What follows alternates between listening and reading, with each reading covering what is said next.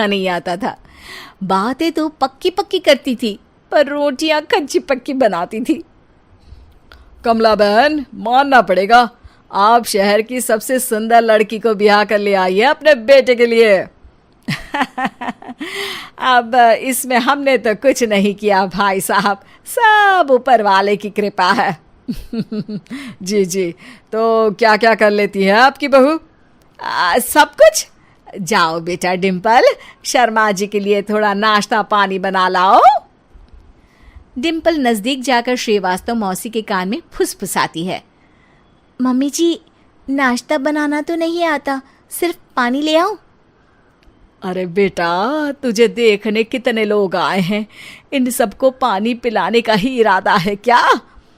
सुंदर हूँ इसलिए देखने आए हैं। क्या करूँ, मैं इतनी सुंदर हूँ तो आप ही बताओ ना, क्या करूँ मैं? अरे बेटा, कुछ मत कर, खाना बनाना सीख ले बस। श्रीवास्तव मौसी के लिस्ट में सुंदरता सबसे ऊपर आती थी और उन्हें उसी का फल मिला। उनके बेटे अशोक ने एक दिन माँ से शिकायत की। माँ, कैसी बहू ढूंढ कर लाई हो?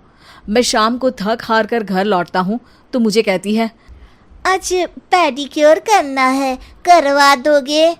अरे जबकि दिन भर काम करके पाँव मेरे थके थे।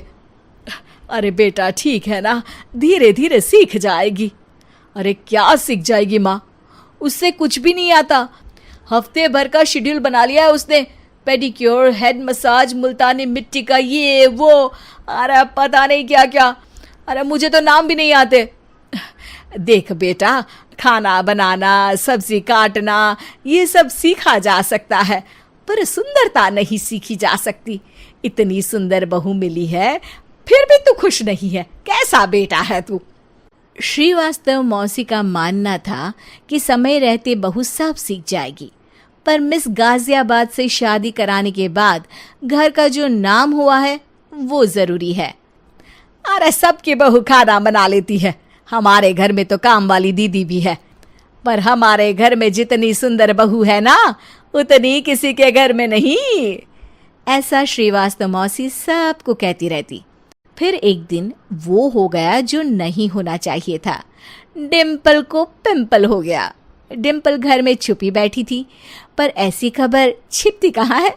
शर्मा जी घर में अपने बेटी की शादी का न्योता देने आए तो उन्होंने पूछ लिया, अरे आज आपकी बहू नहीं दिख रही? हाँ, वो ना थोड़ा काम में बिजी है, आती ही होगी। और इतने में डिम्पल सही में किसी काम से वहां आ जाती है। बस शर्मा जी की नजर पड़ जाती है डिम्पल के पिंपल पर, जो उन्हें चांद पे दाग जैसा लगता है।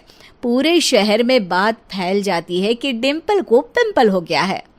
ये दिक्कत काफी गंभीर थी और श्रीवास्तव मौसी को पता था कि अगर ऐसा चलता रहा तो उन्होंने जो हासिल किया था सब मिट्टी में मिल जाएगा।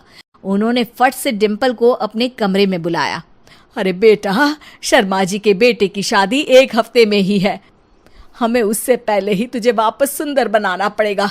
तू बता, तुझे मेकअप के लिए क्या क्या चाहिए?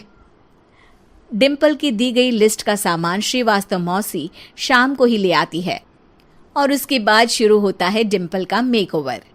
1 हफ्ते में सारे क्रीम्स पाउडर टेस्ट हो चुके हैं और डिम्पल और श्रीवास्तव मौसी रेडी हो जाते हैं शर्मा जी के बेटे की शादी के लिए।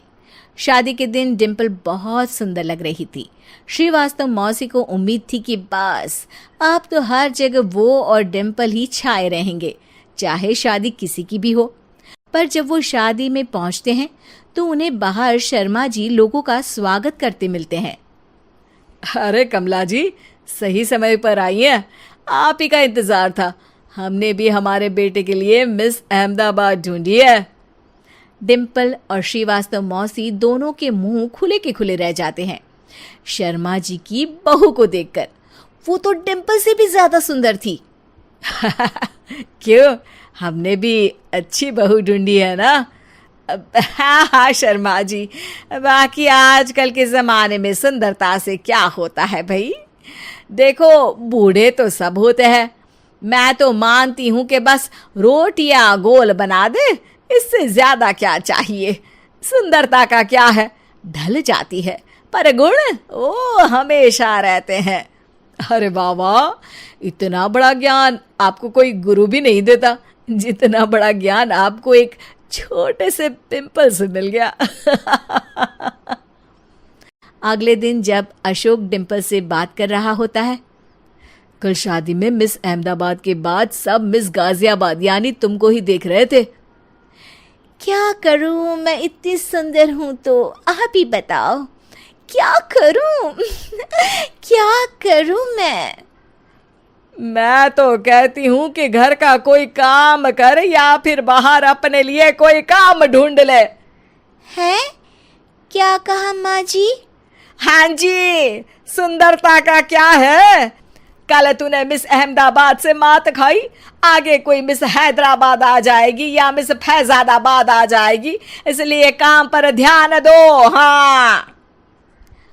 और कुछ महीनों बाद, अरे बहू, काम करने के बाद तू सुंदर नहीं अति सुंदर हो गई है।